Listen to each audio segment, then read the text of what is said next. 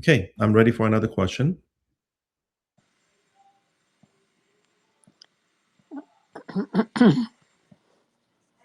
Marla, if you have to hit, or Trina, it looks like you figured out how to unmute. Would you happen Yeah, to have a question? I do. I Excellent. started I started LDN. First of all, I have MECFS, and the first time I started with the LDN, it worked amazing. I mean, the next day at 1.5, I went from probably 30% of how I felt prior to probably 60%, and then as it went on, I got better.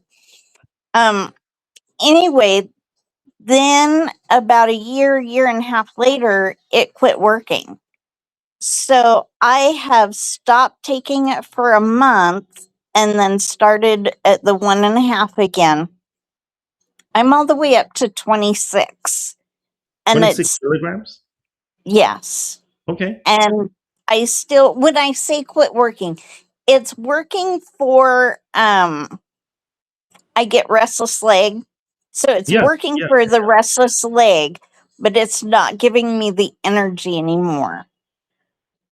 yeah. I think that one of the things I can say is that number one, I'm sorry. I think that chronic fatigue syndrome slash ME is used a lot, and I think that it's too bad in some ways because chronic fatigue syndrome, in order to diagnose that, you actually have to do a extensive workup, and we call that diagnosis of exclusion, meaning that you've looked at everything, and that's, and then you have nothing to look for. So now then you can say you have chronic fatigue. So I have a framework that you may already know because I share with this group. So if you know, it's not for you, it's for the rest of the people since I'm also recording.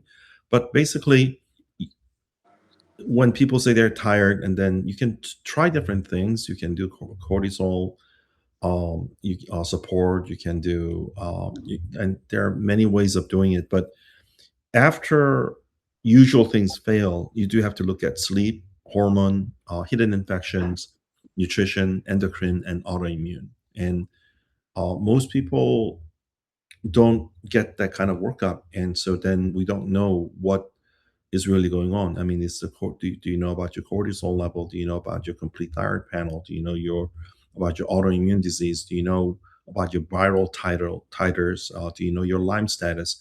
I mean, only 60 to 70% of the Americans have Lyme exposure. So, um, to and Lyme is the great pretender. And the Lyme also has friends, other tick-borne illnesses, and so I think that it's a bit of a tragedy in that we're so easy to say that you have chronic fatigue syndrome or ME, uh, until unless, I mean, and it's possible your doctors did all the testing I brought up. Then we're not talking about you, but in general, and someone that I know that is very intelligent, very advanced user of integrative and functional medicine, and that person didn't know about a lot of these, and I didn't follow up, so I don't know if the person did the work.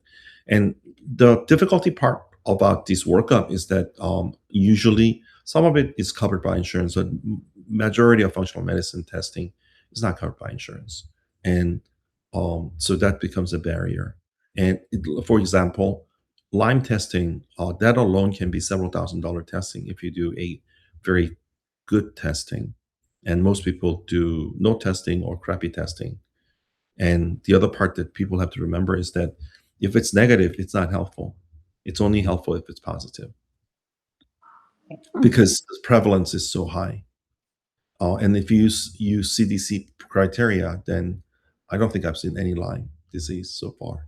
What people have to remember is that Lyme disease is a clinical diagnosis, and CFS ME is a clinical diagnosis. I mean, because there's no test.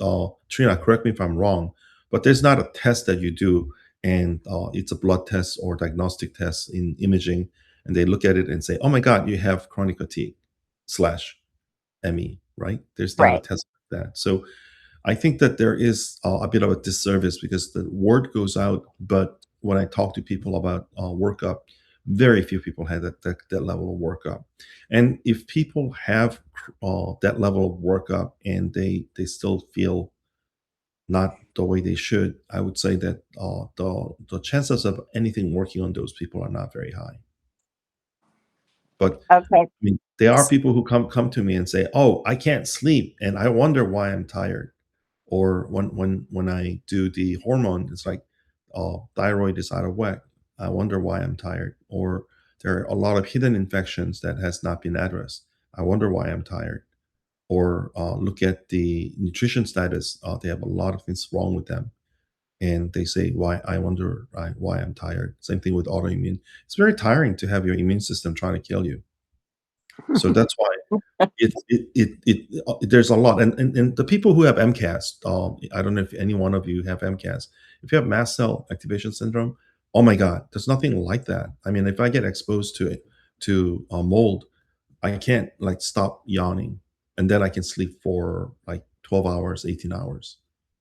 So, and that's because of the inflammation, I think. The histamine, and then my body makes antihistamine, and then I'm out. Any other questions, Trina? So at what point Cool. do I quit increasing? That again is something that you'll have to discuss with your doctor. In my practice, I can just talk about my practice, not what you should do, because that would be giving medical advice, and I don't do that.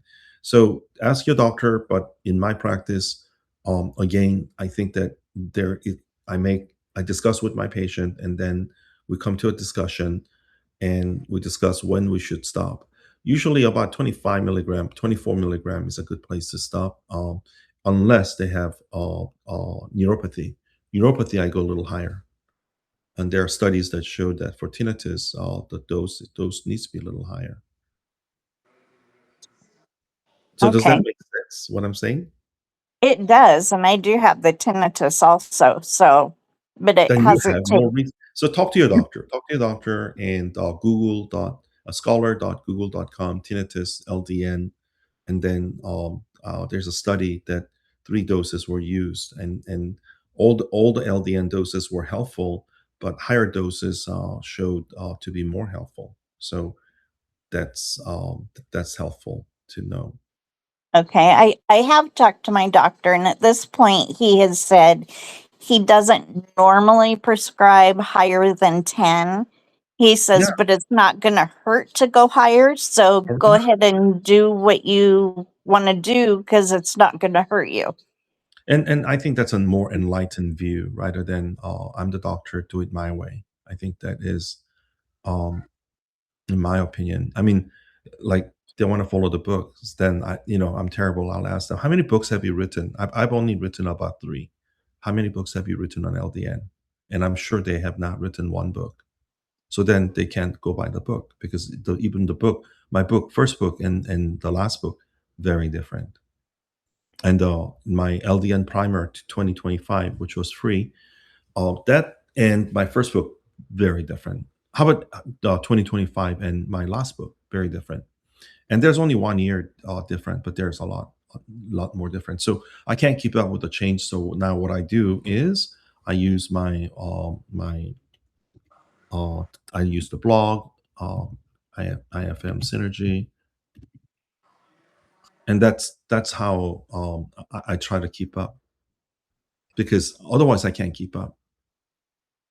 It's questions and then observations, and for example, almost nobody said that they get insomnia from LDN before what do you call COVID-19. Almost nobody comes up with the triad of MCAS, and then POTS and dysautonomia. I mean, I've seen those people, but separately, not like those triad. But now it's very common to see people with immune disorder in the form of MCAS, plus they have dysautonomia, plus they have POTS, or they'll have similar but with the hypermobility EDS. So I just think that things are changing, not in a good way. Even Lyme disease, there was a time we just gave them doxycycline, and that was the most better. And now I'm not sure. I've had people doing like triple antibiotics and doing triple herbs, still failing 3 times. They had to do it like 3 times to get the effect. So I think my assessment is that we are becoming weaker and our bugs are becoming stronger. Exactly. Any other questions? So how do we? You're making changes to or updating as if you were writing a book, and how can we keep following that? Well, that's why we do these things, and I'm going to probably, because the thing is that when the Facebook, I don't know how many of you, are you in Facebook group by any chance, the LDN support group or the other Yeah, group? I'm in all So, the group. so then you know what Yeah. happened to us. We had a group and I had a website, very low tech, everything. We just did it there, and then Facebook went like crazy on us, and we were already very strict, but we got suspended twice, and then we made a decision that we will be the last one standing. So now we're not very easy to. I mean, I don't think it's very user friendly because they have to post, and then we go through it, and then if we think there's any risk, we don't post it. But Because but we're yeah, finding so it hard to get answers that way. well, that's why we I have know it's here. because of Facebook, but I thought maybe there was a blog or a YouTube or some other channel that you were doing updates on. Yeah. So YouTube, I did, but I don't have time to do everything. So I just do this, and then Yeah. this becomes YouTube, and this becomes the blog. So then I do one Oh, thing that will become everything. And okay. I'm going to update the book to 2026. I decided that I am going to do it, but I don't. Now I have more overhead, so I'm going to probably sell the book like I did before, and let people purchase it because Oh, yeah. I think that's fine. I think a lot of people would. I did everything by donation, and I found that people don't respond to that. Really. So you have to let people decide what they have to do, and if they don't have the money, they can follow all these and they can read my blogs. My blog is free. They can I put it up ifmsynergy.com, and the book will be compilation of this. And there's I think I had this for a couple of months, and I have more than 60 articles already, which is great because I Okay. think yeah. The one, since we have a minute, the other question I have is not really a medical question. Okay, I'll stop and let all do let me